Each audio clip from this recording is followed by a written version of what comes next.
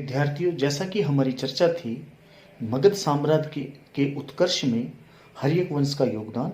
हर्यक वंश के अंतर्गत जिन शासकों ने मगध साम्राज्य के साम्राज्यवादी नीति के अंतर्गत उसकी सीमाओं का विस्तार किया, उसमें उसके संस्थापक बिंबिसार और उसके बाद में उसका पुत्र अजातशत्रु जब मगध की गद्दी पर बैठा तो उसने अपने पिता की नीति का अनुसरण तो किया ही, साथ में उसने अपने पड़ोसी राज्यों के साथ में उसने आक्रामक नीति भी अपनाई। जैसा कि उल्लेखित है कि उसका कौशल नरेश के साथ में काफ़ी लंबा समय तक संघर्ष चला, लेकिन अंततः दोनों के मध्य में संधि हुई और बाद में कौशल नरेश को काशी ग्राम वापस अजातशत्रु को देना पड़ा और उसने अपनी पुत्री वजीरा का विवाह उसके साथ में कर दिया। इसके पश्चात हम यह देखते हैं कि लिच्छवी गणराज्य, जो कि इस समय का प्रमुख गणराज्य था, इस गणराज्य को भी अजातशत्रु ने अपनी आक्रामक नीति के अंतर्गत इसे शामिल किया और इसके लिए उसने जिस प्रकार से अपने मंत्री वश्यकार की सहायता से लिच्छवी संघ के अंदर जो फूट डलवाई और फूट डलवाने के पश्चात उनके आंतरिक भेदों को उसने जाना और आंतरिक भेद को जानने के पश्चात उसने वैशाली पर आक्रमण किया, जो कि लिच्छवियों की राजधानी थी, और बाद में इस राज्य को या इस गणराज्य को भी उसने मगध साम्राज्य के अधीन कर लिया।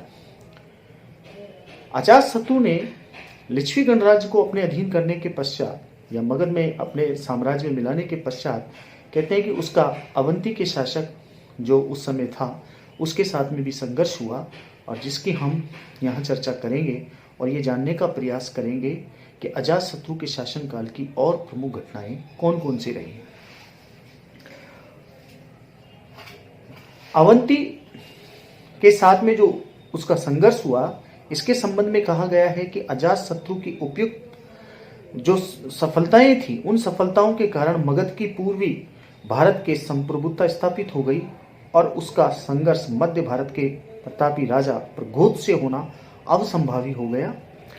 मंजिम निकाय, जो कि बौद्ध साहित्य है, इससे ज्ञात होता है कि अजातशत्रु ने अपनी राजधानी राजगृह का दुर्गीकरण इसलिए करवाया क्योंकि उसे प्रघोत के आक्रमण की आशंका थी।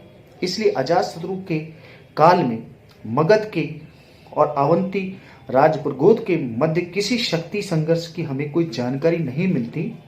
उत्तरी भारत की निर्विवाद सत्ता के लिए इन दोनों शक्तियों के मध्य अजातशत्रु की मृत्यु से पूर्व संघर्ष नहीं हो पाया।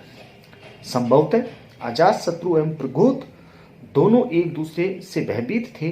अजातशत्रु ने अपनी पुत्री पद्मावती का विवाह वत्सराज उदयन के साथ कर वत्स को अपना मित्र बना लिया। इस संबंध के कारण अनुमानते अवंती राज प्रघोत मगध के विरुद्ध वत्स का सहयोग प्राप्त नहीं कर पाया।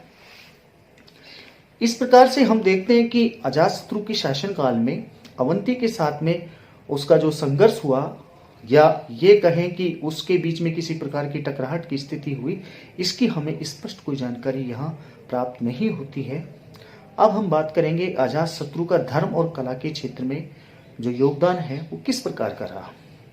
अजातशत्रु अपने पिता बिंबिसार की भांति धार्मिक दृष्टि से सहिष्णु एवं उदार शासक था। उसे भी जैन तथा बौद्ध ग्रंथ दोनों ही ग्रंथ जो हैं वो उसे अपना अनुयायी बताते हैं, लेकिन उपलब्ध प्रमाणों से यह संकेत मिलता है कि वह पहले जैन धर्म से प्रभावित था, किंतु बाद में वो बौद्ध धर्मावलंबी हो गया। जैन ग्रंथों में कहा गया है कि वह अपनी रानियों एवं परिजनों के साथ निघंटनाथ पुत्र से अक्सर मिलने जाया करता था, अर्थात महावीर से मिलने जाया करते थे, लेकिन बाद में अजातशत्रु भगवान बुद्ध का अनुयायी हो गया। इसका पुरातात्विक प्रमाण द्वितीय शताब्दी ईसा पूर्व की भरूत वेदिका पर अजातशत्रु द्वारा बुद्ध की शरण में आने का दृश्य और उस पर अंकित यह अभिलेख अजातशत्रु भगवान बुद्ध की वंदना करता है। महापरिनिम्बान सूत्र जो बौद्ध साहित्य है, इसमें अजातशत्रु को भगवान बुद्ध के चरणों में वंदना करते हुए बताया गया है। अजातशत्रु का राज्यकाल में ही महात्मा बुद्ध का महापरिनिर्वाण हुआ था और बुद्ध के निर्वाण के बाद अजातशत्रु ने बुद्ध के भग्नावशेषों का एक अंश मांगा था। उल्लेख आता है कि महाकश्यप ने अवशेषों का मुख्य भाग अजातशत्रु को दिया, जिस पर उसने एक स्तूप का निर्माण करवाया। महावंश का कथन है कि अजातशत्रु ने अपनी राजधानी चतुर्थ धातु चैत्यों का निर्माण करवाया एवं 18 बौद्ध महाविहारों का उसके द्वारा जीर्णोद्धार भी करवाया गया। बुद्ध के महापरिनिर्वाण के पश्चात उनकी शिक्षाओं को व्यवस्थित करने के लिए अजातशत्रु के तत्वाधान में राजगृह की सप्तपर्णी गुफा में प्रथम बौद्ध संगति का आयोजन किया गया। जैसा कि उल्लेखित है कि महात्मा बुद्ध के वचनों को, उनकी शिक्षाओं को इस बौद्ध संगति के अंदर लिपिबद्ध किया गया, जिसमें 500 प्रतिष्ठित बौद्ध भिक्षुओं एवं स्त्रवीरों ने भाग लिया। इस संगति में बुद्ध की शिक्षाओं को 2 पिटकों, विनय पिटक एवं सुत्त पिटक में संकलित किया गया।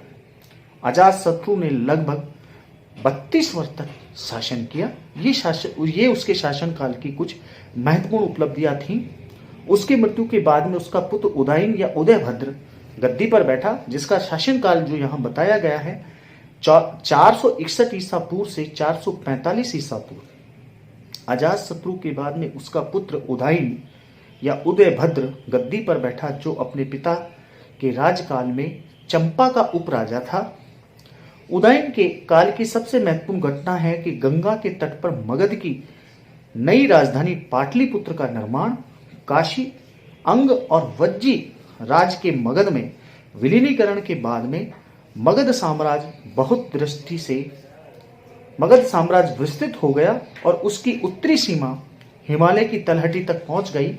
अतः राजधानी की दृष्टि से अब राजगृह उपयुक्त नहीं थी। इसलिए उदयन ने अजातशत्रु द्वारा पाटलीग्राम में जो बनवाया गया जो दुर्ग था, वो एक विस्तृत उसे नगर का रूप प्रदान किया और उसे मगध की राजधानी बनाया। यह नगर पाटलिपुत्र के नाम से विख्यात हुआ।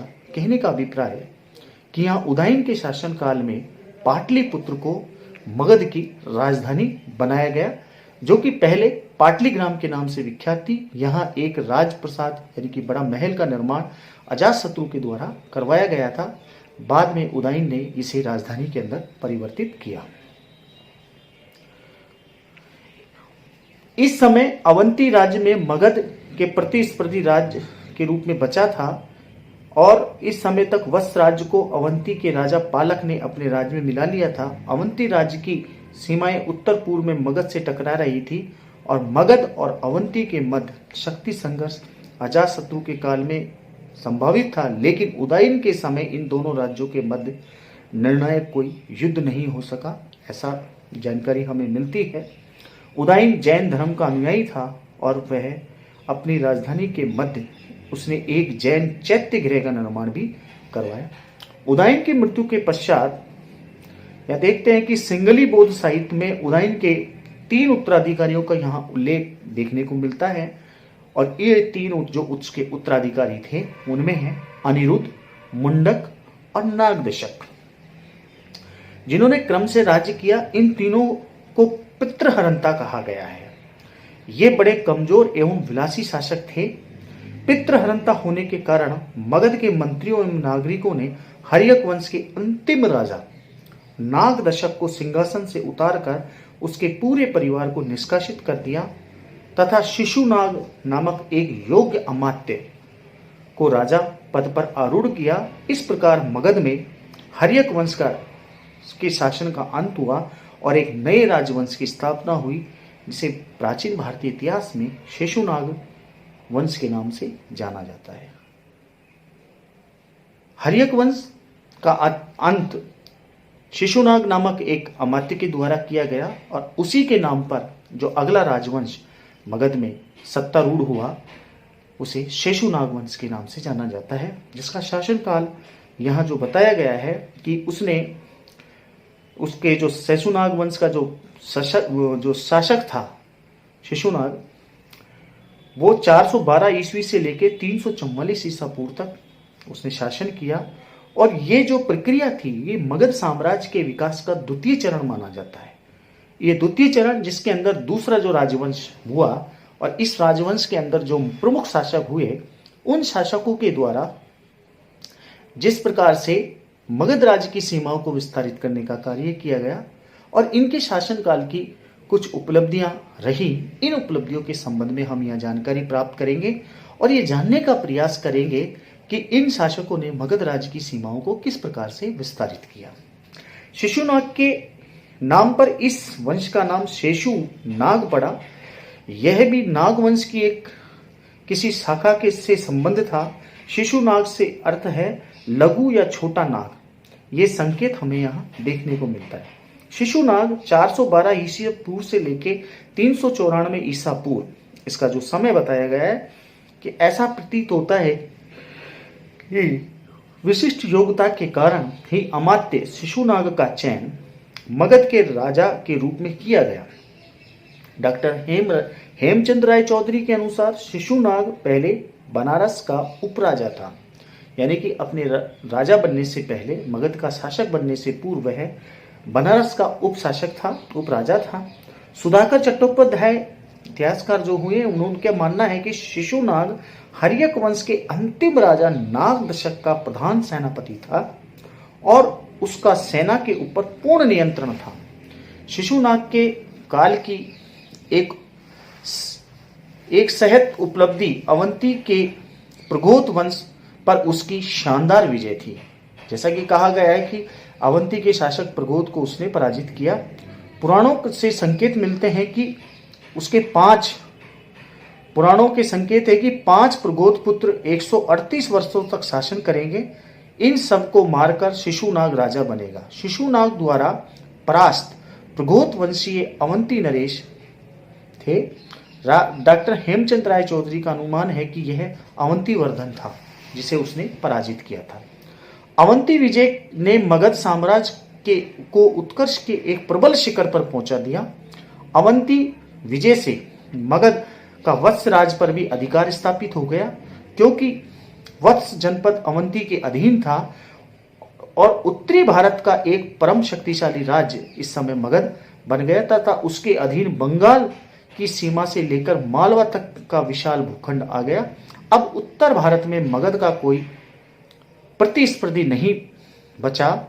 डॉक्टर भंडारकर के अनुसार यह कहा गया है कि इस समय कौशल को भी मगध साम्राज्य में मिला लिया गया और शिशुनाग ने अपनी राजधानी पुणे गिरिव्रज को बना दिया। यानी कि जो राजधानी पाटलिपुत्र उदयन के शासनकाल में बनी, अब यहाँ शिशुनाग के शासनकाल में उस पाटलिपुत्र के स्थान पर यहाँ वापस पुणे गिरिव्रज या राजगृह को उसने अपनी राजधानी बताया। उसने वैशाली नगर को मगध की दूसरी राजधानी बनाया। शिशुनाग के शासनकाल की ये दूसरी महत्वपूर्ण घटना थी और उसके बाद में मुख्य राजधानी उसकी बनी। शिशुनाग ने 18 वर्ष तक शासन किया। ये शिशुनाग के शासनकाल की कुछ घटनाएं थी जिनके संबंध में हमने बात की। शिशुनाग की मृत्यु के बाद में उसका पुत्र कालाशोक या काकवर्ण जो गद्दी पर बैठा, उसका जो समय है 394 ईसा पूर्व से लेकर 366 ईसा पूर्व। शिशुनाग के पश्चात उसका पुत्र कालाशोक, काले रंग का अशोक या काकवर्ण जिसका रंग काक जैसा था, मगध का राजा बना। उसके राज की 2 प्रमुख घटनाएं हैं। प्रथम, उसके तत्वाधान में वैशाली के बालिकाराम विहार में बौद्ध धर्म की द्वितीय संगति का आयोजन हुआ, बुद्ध के महानिर्वाण के 100 वर्ष पूरे हो जाने के उपलक्ष्य में। इस संगति के बाद बौद्ध संघ में विभेद हो गया तथा वह दो संप्रदायों के अंदर बट गया, स्त्रविर और महासांगिक। कालांतर में यह संप्रदाय हीनयान और महायान के रूप में विकसित हुए। कालाशोक या काकवर्ण के काल की जो दूसरी उल्लेखनीय घटना है, उसके द्वारा मगध की राजधानी को अंतिम रूप से पुणे पाटलिपुत्र को हस्तांतरित किया गया। इसके बाद पाटलिपुत्र ही मगध की राजधानी बना रहा। कालाशोक ने 28 वर्ष तक शासन किया और इसके जो जैसा कि बौद्ध साहित्य महावंश से जानकारी मिलती है कि इसके 10 पुत्र हुए जिन्होंने सम्मिलित 22 वर्ष तक राज किया। इन 10 राजाओं के नामों में केवल नंदीवर्धन का नाम पौराणिक सूची में मिलता है। इसके पश्चात मगध में शिशुनाग वंश का अंत हुआ और नंद वंश के शासन का आरंभ हुआ कि यहाँ हम देखते हैं कि नंदीवर्धन जो शेषुनाग वंश का जो शासक था उसका ही उल्लेख हमें देखने को मिलता है। और इस वंश का विनाश नंदों के द्वारा किया गया, नंद वंश की स्थापना हुई, जो मगध साम्राज्य के विकास का यहाँ तीसरा चरण प्रारंभ होता है, जिसका कालक्रम जो यहाँ बताया गया है वो है 344 ईसा पूर्व से लेकर के 322 ईसा पूर्व। नंदवंश वृहत्र मगध साम्राज्य की स्थापना का काल था और नंदवंश के 9 राजाओं के नाम मिलते हैं और इन्हें सम्मिलित रूप से नवनंद कहा गया है। महाबोधि अंश के अनुसार 9 नंद राजा जो हुए उनका जो नाम हमें जो मिलते हैं उनमें उग्रसेन, पंडुक गति, भूतपाल, राष्ट्रपाल, गोविषणक, दशक, सिद्धक, केवर्थ तथा धनानंद।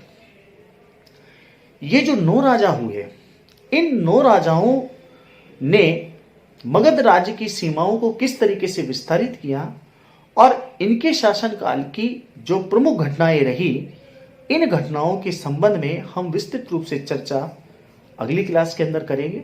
धन्यवाद।